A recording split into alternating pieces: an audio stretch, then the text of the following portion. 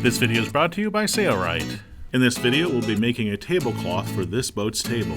The tablecloth is designed to stay in place, an important feature when at sea. And since the vinyl surface is semi-sticky, it also helps to prevent dishes from sliding across the slippery table surface. After we show you how to make this tablecloth, we'll also be showing you how to easily make placemats from Fibertex Plus or some umbrella sling fabric, available from Sailrite. We begin by taking measurements of our boat's table. We need the width, and we also need the length. At the corner here, this edge is rounded, so let's take a rough sketch pattern of the rounded corner on paper. Our table is mounted on hinges that are bolted to the bulkhead. We need to measure from the edge of the table to the hinge. Write all those measurements down on paper. We will be using Naugahyde Universal for our boat's table cover. It is a vinyl fabric that looks great and will easily clean up when spills are made. We will pattern from the underside of the fabric. The top plate will match the size of the table's top, plus a ½ inch all around for seam allowance for the boxing. Our table cover will have a boxing or facing that will be sewn onto the sides to help keep the cover in place on our boat's table. We will cut boxing or facing strips that are 4 inches wide and equal to the length of each side of the top plate.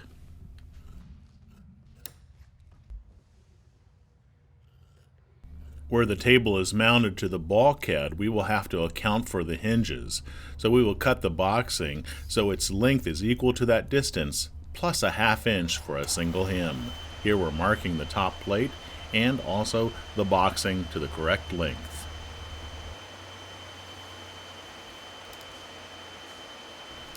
Once it's marked, we'll cut it to the correct size.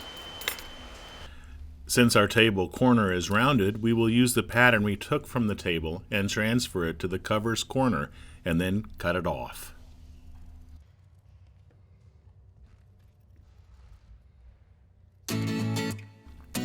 Now we will work on the boxing or facing strips. First, take the 2 smaller sections that will be used where the table is hinged to the bulkhead and create a ½ inch hem along the edge, which will be up against the hinge.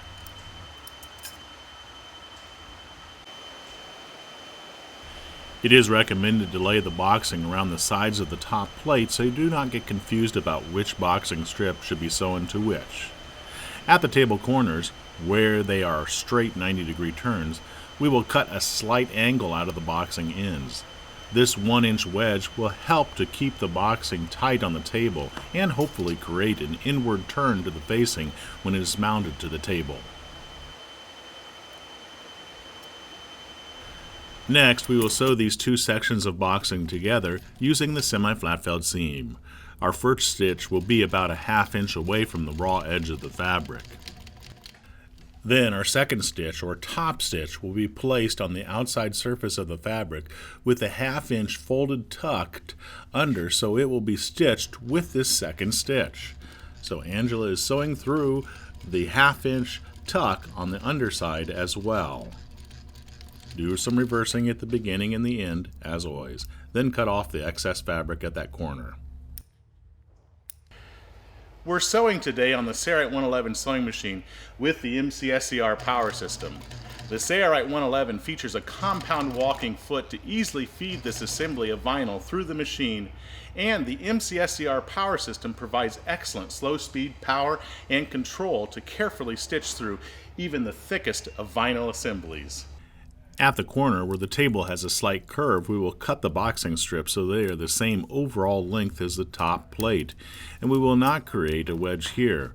We will simply sew these 2 boxing strips together using the semi-flat felled seam.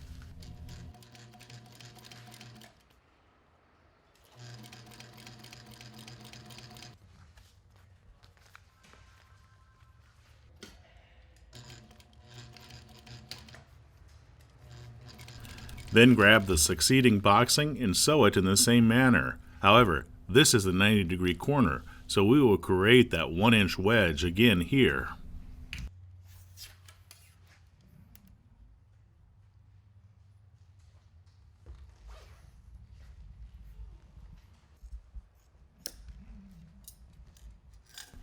Notice that every time we sew the boxing together, the outside surfaces are facing each other. Let's move on.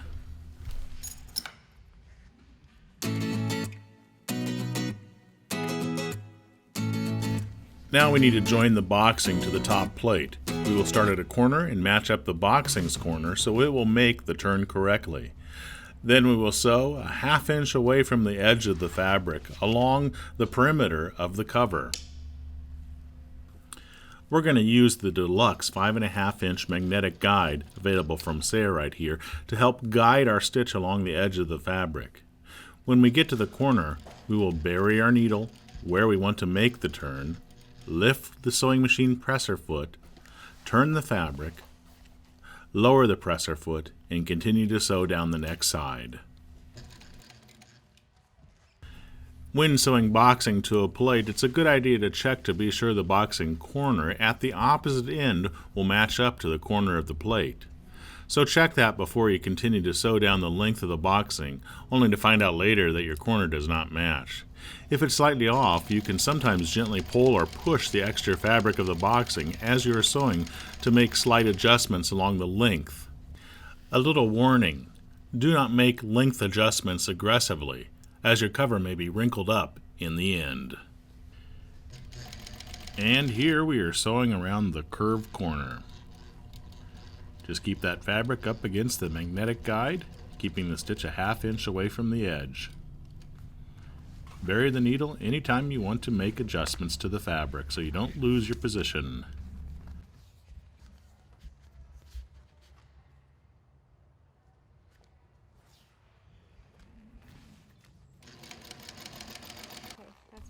Then we will sew a top stitch to this edge all around. This completes the semi-flat felled seam.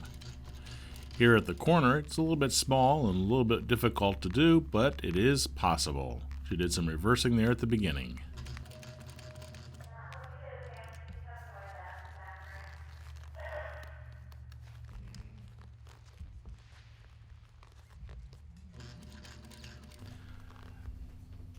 Notice that she is checking to be sure she is sewing through the 1/2 inch fold on the bottom. That's why this looks a little cumbersome.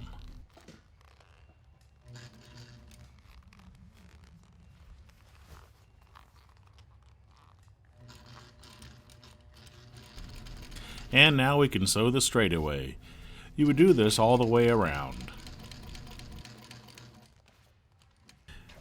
We'll skip ahead here. When we finally get to the edge that will go up against the bulkhead, we will fold the fabric under by a 1/2 inch, and then continue to sew to the next side.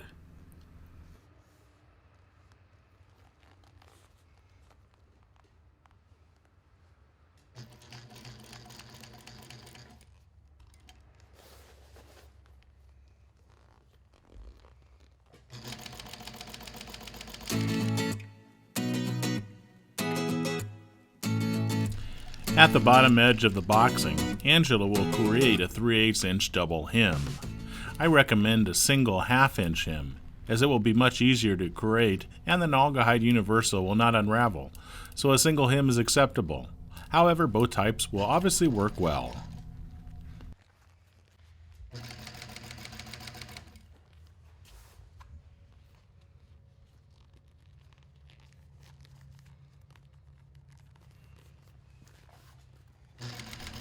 Here's what it looks like when it's done. Looks great. If the vinyl is sticking out, you can use a heat gun or a hair dryer to create a crease in the vinyl and keep it laying down. Just don't get it too hot.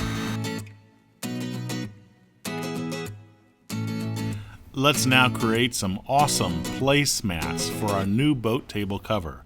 We're going to use some umbrella sling fabric, or a Fibertex Plus also works great.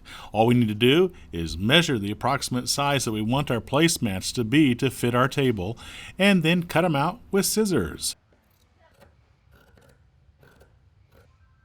We've decided to cut a wedge from each corner of the rectangular shaped placemats.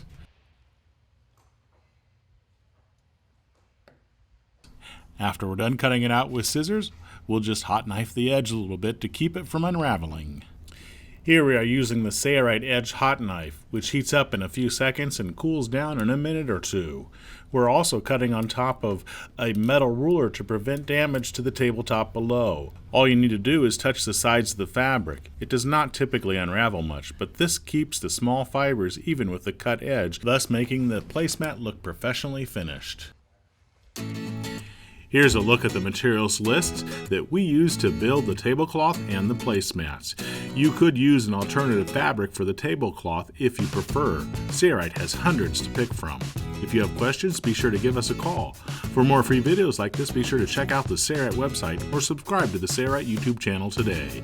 It's your loyal patronage to Naugahyde that makes these free videos available. Thanks for your loyal support.